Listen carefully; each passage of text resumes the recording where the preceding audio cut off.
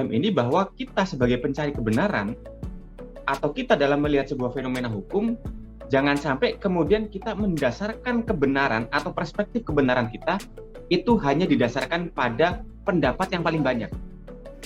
Mengapa sebaiknya kita tidak selalu berpegang hanya pada pendapat terbanyak atau argumentum atau populem itu kan populis yang paling banyak. Karena belum tentu yang paling banyak itu yang paling benar.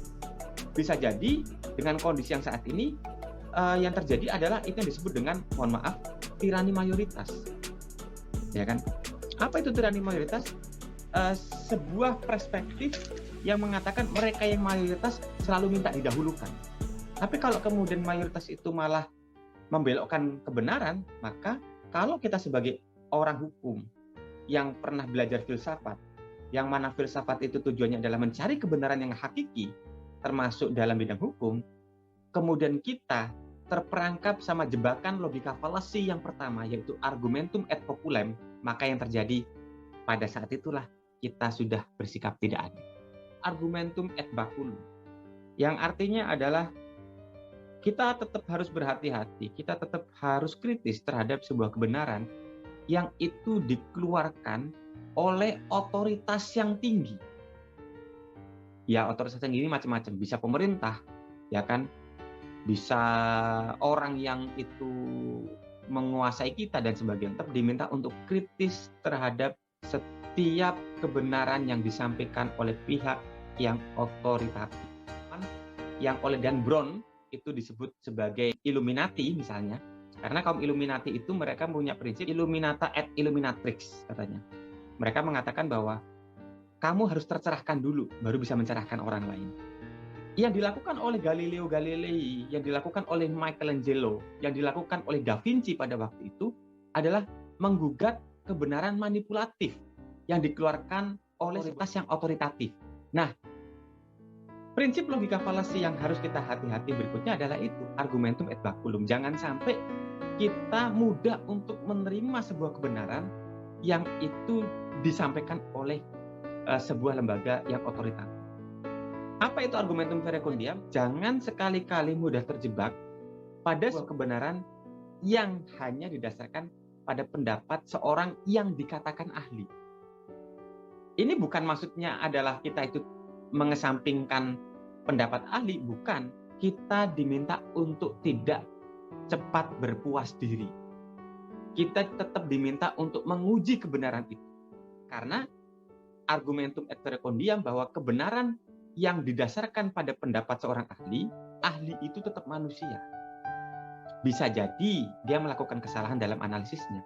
Karena supaya apa? Supaya kita tidak menjadi pencari kebenaran yang pasif, tapi kita juga menjadi pencari kebenaran yang aktif, yang bisa mengetahui, meyakini langsung ketika berusaha menguji sebuah kebenaran, sebuah hipotesa, sebuah teori yang disampaikan oleh seorang ahli. Itu diletakkan pada prinsip argumentum et verecundiam, bahwa kita jangan terjebak pada kebenaran yang hanya didasarkan pada pendapat seorang ahli semata. Berikutnya adalah argumentum et misericordiam. Apa itu? Bahwa kebenaran itu hanya didasarkan pada rasa belas kasihan belaka. Kita menganggap itu adalah hal yang benar karena apa? Karena kita kasihan. Karena semata-mata rasa kasihan kita. Ketika kita menyetir kendaraan kita, kemudian di lampu merah, ada manusia silver misalnya, atau ada ondel-ondel. Kemudian karena kita iba, kita membuka jendela kita, kemudian kita memberikan uang recehan kita kepada mereka. Kita merasa itu adalah sebuah tindakan mulia.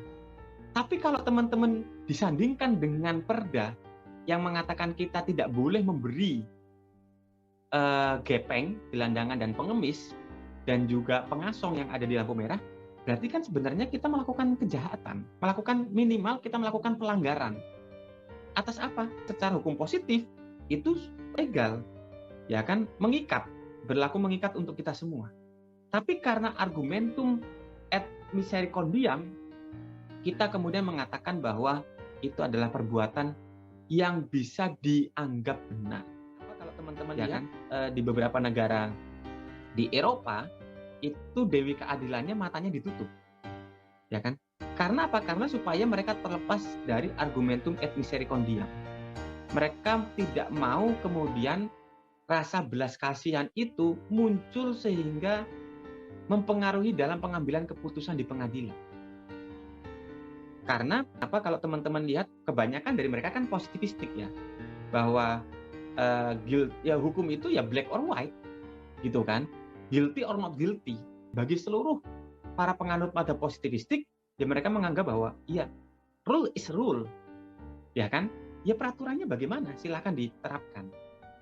Nah, oke, tapi kita tetap bahwa jangan sampai kemudian hanya sebatas rasa kasihan saja, kemudian menyandarkan prinsip kebenaran kita semata-mata atas rasa kasihan belaka. Argumentum ad hominem ini adalah bahwa kebenaran itu semata-mata didasarkan pada rasa suka dan tidak suka.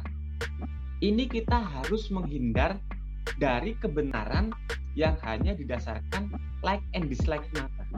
Kalau yang menyampaikan itu orang yang saya suka, apapun itu saya akan terima. Tapi sebaliknya, kalau saya sudah klesan dengan orang itu, mau orang itu ngomong hak sebenarnya, orang itu ngomong hal yang betul, belum tentu itu belum kayak gitu kan. Karena apa? Karena ada rasa dislike and like and dislike. Yang menyampaikan adalah mereka yang ada dalam satu golongan akan diterima tanpa pertanyaan satupun. Tapi kalau itu yang menyampaikan adalah pihak lawan, mau 10 argumentasi yang betul-betul bisa meyakinkan, kita sebagai pencari kebenaran, kita sebagai pemikir hukum diminta untuk tidak terjebak pada logika fallacy berikutnya, yaitu argumentum et ignatorium. Kebenaran itu didasarkan karena semata-mata apa? Karena semata-mata kita itu belum bisa membuktikan sebaliknya. Tapi karena kita tidak bisa membuktikan adalah itu benar ataupun salah, maka ya sudah, kita ignore aja. Teman-teman sekalian yang baik hati dan tidak sombong, itulah beberapa prinsip-prinsip logika falasi yang ingin saya sampaikan ke teman-teman sekalian. Menurut saya ini adalah salah satu poin yang penting yang bisa saya share kepada teman-teman sekalian. Apapun profesi teman-teman, apapun pekerjaan teman-teman, apapun fenomena yang akan teman-teman nanti hadapi di dalam kehidupan yang nyata, saya kira 6 prinsip ini relevan dengan kehidupan teman-teman sekalian. 6 prinsip logika falasi ini bisa digunakan tidak hanya pada ranah hukum saja. Bisa digunakan dalam ranah sosial, bisa digunakan dalam ranah personal, bisa juga digunakan dalam ranah profesional dalam dunia kerja kita.